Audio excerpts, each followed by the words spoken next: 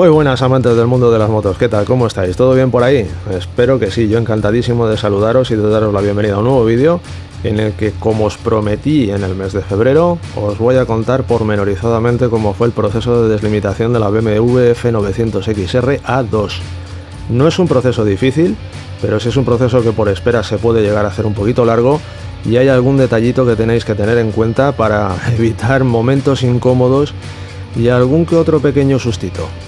Así que si todo esto os interesa, como siempre os digo, quedaos un ratito por aquí conmigo, poneos cómodos porque esto empieza, vamos a ello.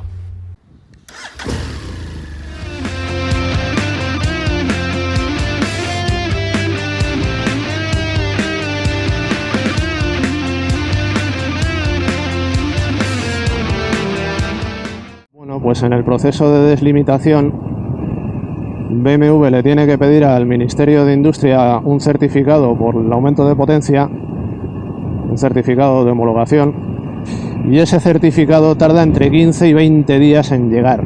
Menudo recuerdo, ¿verdad? Ese plazo de 15 a 20 días que me dieron en el concesionario cuando llamé para pedir cita para llevar la moto a deslimitar. Como curiosidad, cuando llegué al taller el día de la cita, al recepcionista de taller le comenté que había tenido conversaciones en las que me habían dicho, gente que ya había deslimitado su moto de la 2 para el A, que el proceso le había llevado apenas unos días, quizá como mucho una semana, y en algunos casos de un día para otro tenían la moto deslimitada y lista. Y la respuesta que me dio el recepcionista de taller era que ese tiempo es un tiempo que dan promedio, porque como bien me habíais dicho vosotros en comentarios, podía ser cuestión de unos pocos días, quizá de un día para otro, pero que en algunos casos se les había alargado la espera hasta algo más de un mes. Con lo cual ellos me dieron ese tiempo como tiempo de promedio de plazo de entrega por la experiencia que suelen tener. ¿Qué tengo que decir a esto? Pues que casi que lo clavaron. Yo dejé la moto en el taller el día 7 de febrero y el día 28 de febrero por la mañana me llegó el mensaje de BMW que la moto estaba lista para recoger. Dicho esto, 21 días en los que tienes que andar jugando con varias cosas.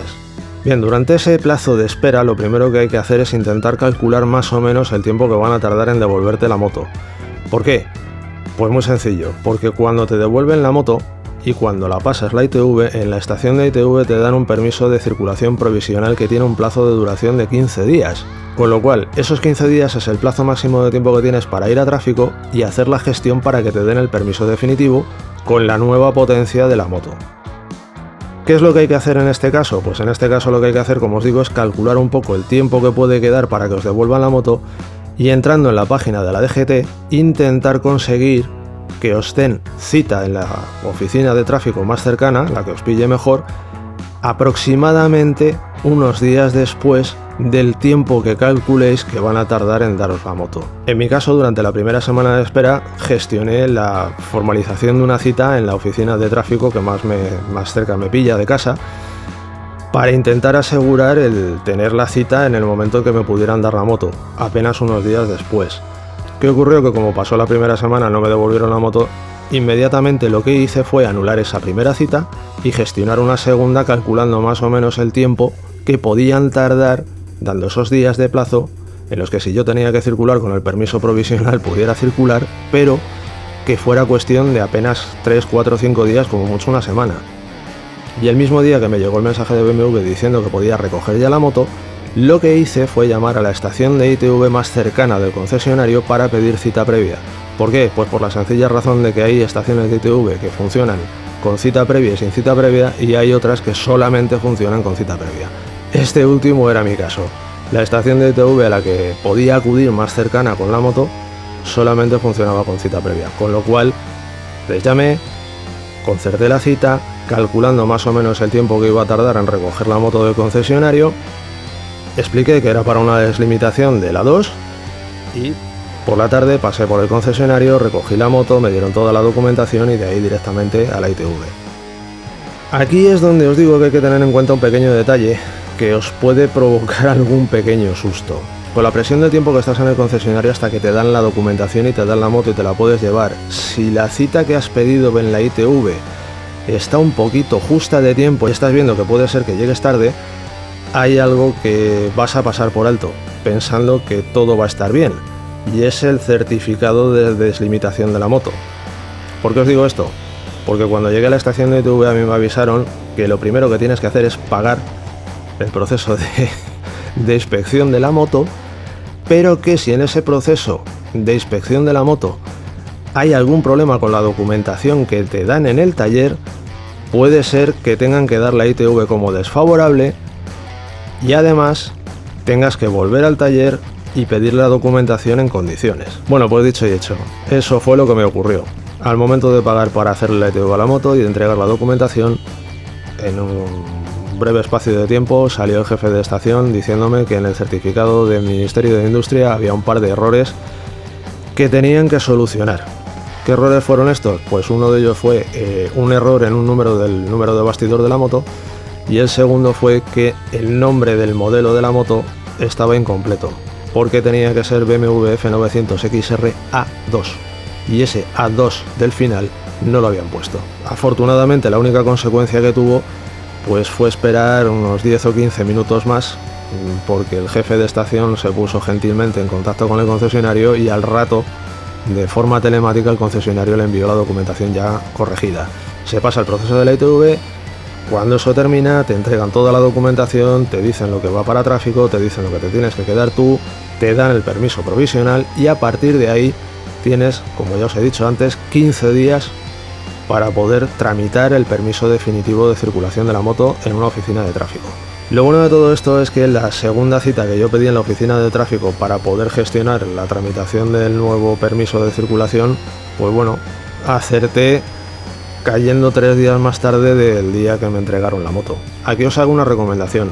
Es posible que veáis en la página de la DGT que se puede tramitar de alguna manera telemáticamente la obtención del permiso definitivo de circulación de una moto cuando se deslimita. Mi recomendación es que os vayáis a una oficina de tráfico y lo hagáis de manera presencial, porque os vais a llevar el permiso de circulación definitivo en la mano. Os lo van a entregar en el momento. Si intentáis hacerlo de manera telemática para evitaros el paseo, evitaros el tener que pedir cita, evitaros tener hasta incluso que a lo mejor pedir permiso en el trabajo para salir y hacer este trámite, lo que puede pasar es que entre que vosotros digitalicéis los documentos, los enviéis de manera telemática a la DGT los procese y os envíe por correo el nuevo permiso de circulación a casa, puede pasar bastante tiempo y el que os envíen el permiso de circulación por correo a casa puede tener algún extravío, con lo cual se pueden complicar bastante las cosas. Mi recomendación, como ya os he dicho, es que lo hagáis de manera presencial. Es como mejor lo vais a hacer y es como no vais a tener ningún problema. Como ya os he dicho al principio del vídeo, pues es un proceso muy sencillo de hacer, es un proceso en el que en el curso de la os van a explicar pormenorizadamente cómo es el proceso de deslimitación de los dos tipos de delimitación que se pueden dar a las motos, cómo es cada uno de ellos, os van a explicar los pasos que tenéis que dar y aquí este tipo de proceso, pues bueno, ya os lo he explicado bastante claro. Como os he dicho, lo más incómodo es el tiempo de espera si se os alarga y tenéis que tener cuidadito con ese pequeño susto, tenéis que aseguraros que toda la documentación esté perfectamente bien, que esté escrupulosamente bien, porque si no, lo que a mí fue un tiempo de 15 minutos más esperando a que el taller enviara telemáticamente la documentación corregida a la estación de ITV, pues puede suponeros que no lo consigan desde la estación de ITV, que no les envíen la documentación de manera telemática desde el taller, que además el servicio de ITV ya lo habéis pagado y tenéis que circular con la moto sin permiso, con lo cual es un riesgo, o tenéis que buscar la manera de sacar la moto de la estación de ITV con un remolque o alguien que pueda llevarosla a casa de alguna manera y tener que volver otra vez a pasar la ITV una vez que hayáis ido al taller y que os hayan corregido la documentación lo que estuviera mal. Bueno, y ahora para terminar os voy a comentar los precios de cada parte del proceso de deslimitación de la moto para que tengáis una idea más que nada orientativa de cuánto os puede costar, o si en el caso de que os regalen el proceso de deslimitación de la moto o en el concesionario o cualquier cosa de estas, también tengáis una idea un poco de qué es lo que os han regalado, entre comillas. El proceso de delimitación de la moto en máquina en el taller de BMW en este caso fueron 41,38 euros. La gestión del certificado de deslimitación del Ministerio de Industria fueron 151,25. El proceso de ITV fueron 64 euros y la tasa de tráfico fueron 20,81.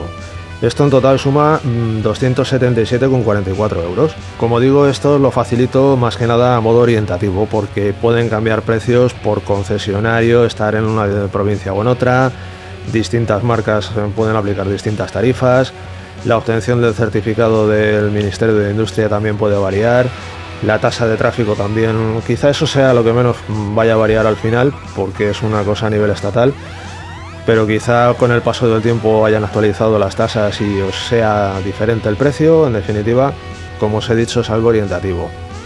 Y dicho ya todo esto, pues toca despedir el vídeo porque ya hemos llegado al final.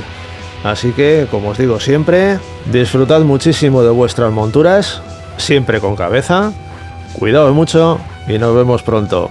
¡Chao!